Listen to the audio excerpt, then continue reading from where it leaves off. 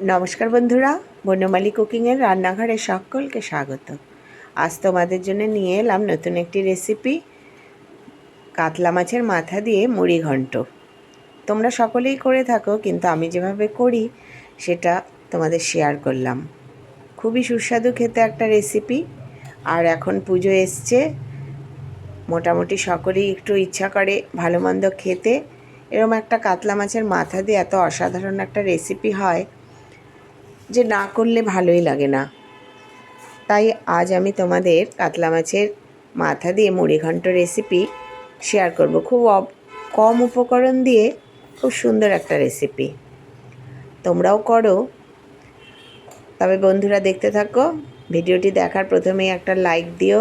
Like দিয়ে ভিডিওটি দেখা শুরু করো। তোমরা অনেকেই ভিডিও দেখো কিন্তু লাইক দাও না। লাইক দিলে ভিডিওটি করার কষ্টটা অনেকটাই উপশম হয়। যাই হোক, দেখতে থাকো। এবার আমি এই মুড়িঘণ্ট করার জন্য কাতলা মাছের একটা মাথা নিয়ে নিয়েছি। খুব ভালো করে ধুয়ে এবং বাজার থেকেই কয়েকটা টুকরো করে এনেছি। সেটা ধুয়ে ঠুয়ে নুন হলুদ মেখে নিয়েছি। যেহেতু আমি মাথাটা ভেঙেই মুড়িঘণ্ট করব, তাই জন্য মাথাটা এরকম টুকরো করে নিয়েছি। এবার গ্যাসে একটা কড়াই বসিয়ে দিলাম। কড়াইটা হলে তাতে সর্ষের তেল দিয়ে দিয়েছি। সর্ষের তেলে মাথাটা খুব ভালো করে ভেজে নেব।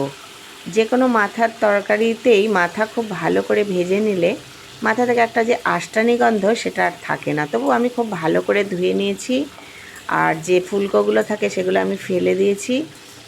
আর দিয়ে নুন হলুদ মেখে খুব কড়া করে মাছের মাথাগুলো ভেজে নেব। এই রান্নাটি যারা আমিষ খায় তারা সকলেই করে খেতে পারো, কারণ হচ্ছে খুব বেশি উপকরণ লাগে না।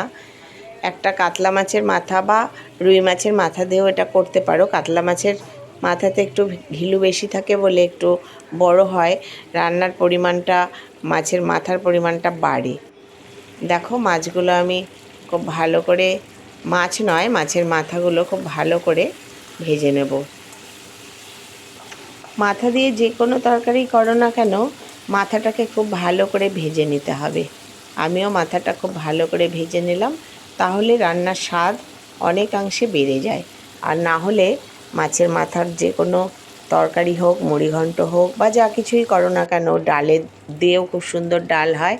তা সেক্ষেত্রে ভালো করে না ভেজে নিলে একটা আষ্টানি গন্ধ হয়।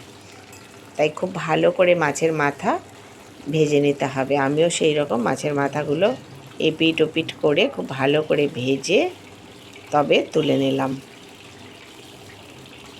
এবার এই তেলটা যেটা আমার মাছের মাথা ভাজার পর রয়ে গেল, তার মধ্যে এবার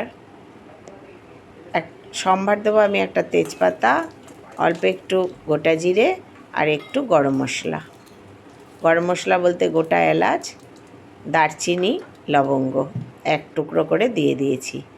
এবার দেখো, হাফ কাপ গোবিন্দভোগ চাল আমি খুব ভালো করে ধুয়ে 5 মিনিট মতো ভিজিয়ে রেখেছিলাম।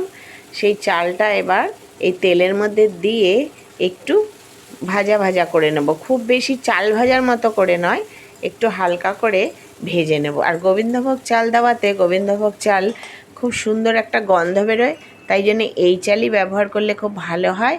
যদি না থাকে তাহলে অন্য যে কোনো চাল এক্ষেত্রে ব্যবহার করতে পারো।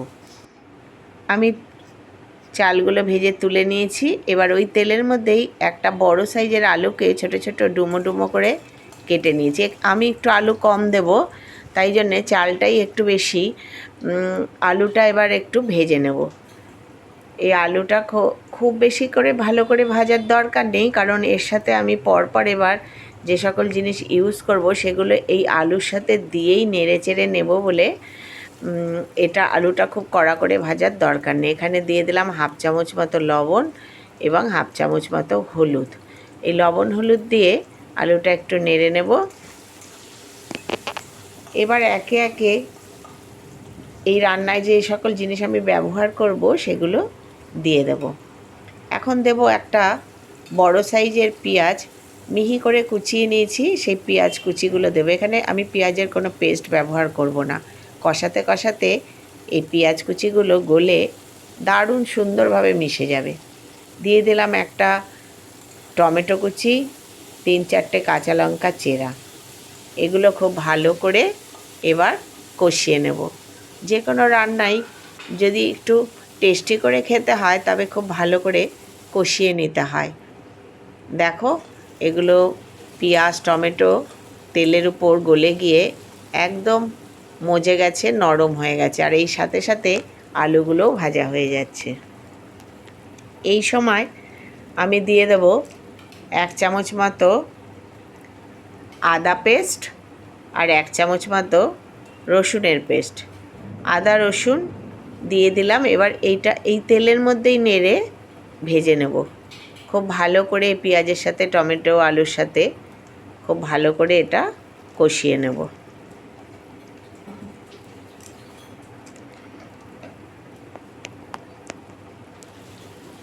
তেলের সাথে এটা খুব ভালো করে মিশিয়ে নেব।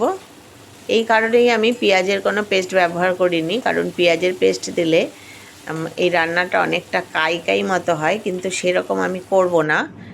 চালটা দিয়ে বেশ একটু পোলাও টাইপের, মাছের মাথা দিয়ে মুড়িঘণ্টই বলা হয়, কিন্তু একটু যেন মাথার পোলাও সেই রকমভাবে তৈরি করব। এবার এটা অনেকটা ভাজা ভাজা হয়ে গেছে আদা রসুনটা। এবার এর মধ্যে আমি কিছু গুঁড়ো মশলা ইউজ করব। আমি এই সময় এতে দিয়ে দেব 1 চামচ মতো জিরে গুঁড়ো।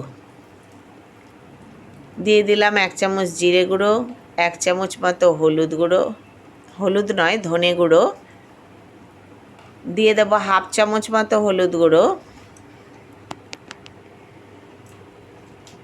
আর দেব 1 চামচ ঝাল লঙ্কার গুঁড়ো। এখানে তোমরা একটু কাশ্মীরি লঙ্কার গুঁড়ো ব্যবহার করতে পারো, কিন্তু এখানে এতেই রঙটা খুব সুন্দর হয়ে যাবে। আমি আর কাশ্মীরি লঙ্কার গুঁড়ো ব্যবহার করলাম না। এবার সামান্য একটু জল দিয়ে মশলাগুলোকে মিশতে দেবো, মিশে কষিয়ে নেব। জিরে ধনে হলুদ লঙ্কা সব কিছু একসাথে আদা রসুন পেঁয়াজ টমেটো আলুর সাথে কষিয়ে নেব। দেখো কষতে কষতে এর রঙটা আপনা থেকেই খুব সুন্দর হয়ে যাবে, যেহেতু এখানে টমেটো ব্যবহার করা হয়েছে। আর টমেটো একদম দেখো পেঁয়াজ টমেটোর কোনো চিহ্নই নেই, মিশে একদম কাই মতো হয়ে গেছে। এই রকমভাবে খুব সুন্দরভাবে এগুলো কষিয়ে তারপর যে মাথাটা আমি ভেজে রেখেছি আর যে চালটা আমি ভেজে রেখেছি সেই মাথা আর চাল এবার আমি এর মধ্যে মিশিয়ে দেব। দেখো দিয়ে দিলাম মুড়ো ভাজাটা আর চালগুলো। এই চালগুলো একটু হালকা করে ভেজে নেওয়া আছে তেলের উপর। এগুলো এখন খুব বেশি কষাতে হবে না, একটুখানি মশলার সাথে মিশিয়ে নেব। কিন্তু চালটা সেদ্ধ হতে হবে, না হলে এটা রান্নাটা সম্পূর্ণ হবে না। তাই মশলার সাথে খুব ভালো করে চালগুলো মিশিয়ে নিলাম, মাথাটাও মিশিয়ে নিলাম। তোমরাও করে দেখো, খুব সুন্দর হবে। যারা নতুন বন্ধু আমার ভিডিও দেখছো তারা প্লিজ লাইক সাবস্ক্রাইব করে আমার পাশে থেকো। পুরনো বন্ধু যারা আমার ভিডিও দেখো তাদের অসংখ্য ধন্যবাদ। এবার আন্দাজ মতো দিয়ে দিলাম জল। চালটা আলু এগুলো একটুখানি সেদ্ধ হতে লাগবে, মাথাটাও একটু সেদ্ধ হতে লাগবে। আর যেহেতু গোবিন্দভোগ চাল তাই খুব বেশি জল লাগবে না। এবার আমি একটা ঢেকে 7 মিনিট মতো একদম ধিমে আঁচে হতে দেব। দেখো আমি 7 মিনিট পরে এটা সরিয়ে নিলাম। দেখো খুব সুন্দরভাবে চালটাও সেদ্ধ হয়ে যাবে আর পুরো মিলেমিশে যাবে একদম। মাথা আলু মশলা সব কিছুর সাথে খুব সুন্দরভাবে মিশে যাবে। আলুটা আমার সেদ্ধ হয়ে গেছে, চালটাও আমি একটুখানি দেখে নেব। এই সময় জলটা যা দিয়েছি তাতে এটা টেনে খুব সুন্দরভাবে মিশে যাবে। আমিও জলটা একটুখানি টানিয়ে নিচ্ছি। এই দেখো চালগুলোও সেদ্ধ হয়ে গেছে। যারা নতুন রান্না করছো তারা পুরো আমার রান্না দেখে নিজেরাই প্রথম দিনই রান্না করে ফেলতে পারবে। মুড়িঘণ্ট আমরা সকলেই করি, যারা রান্না করি সাধারণত সকলেই করি। তাই জন্য যারা নতুন করছো তারা দেখে নিও, দেখে রান্নাটা করো, ভালো লাগবে। এবার একটু গরম মশলা কয়েকটা কাঁচা লঙ্কা চেরা আমি আবারও দিয়ে দিলাম। আর একটু 1 চামচ মতো আমি ঘিও দিয়েছি, কিন্তু সেটা আমার দেখানো হয়নি। এবার ঘি, গরম মশলা আর এই কাঁচা লঙ্কা চেরা দিয়ে খুব ভালো করে মিশিয়ে নিলাম। দেখো সব কিছু সেদ্ধ হয়ে গেছে। এবার এটা খুব সুন্দরভাবে একটা মুড়িঘণ্ট তৈরি হবে। আমার মতো করে তোমরাও করে খেয়েও কমেন্টে জানিও কেমন লাগলো। সব রকম কমেন্টই করতে পারো, কেমন লাগলো, কোথা থেকে দেখছো, খারাপ লাগলেও বলো। আর সকলে ভালো থেকো, সুস্থ থেকো। পরের রেসিপি দেখা পর্যন্ত সকলেই ভালো থেকো। আমি নামিয়ে নিলাম। খুব কম উপকরণে শুধুমাত্র একটা কাতলা মাছের মাথা হলেই এরকম সুস্বাদু একটা রেসিপি ঘরে তোমরাও করে নিতে পারবে এবং এই সময় করে খেয়ে কমেন্টে জানিও কেমন হলো। ধন্যবাদ।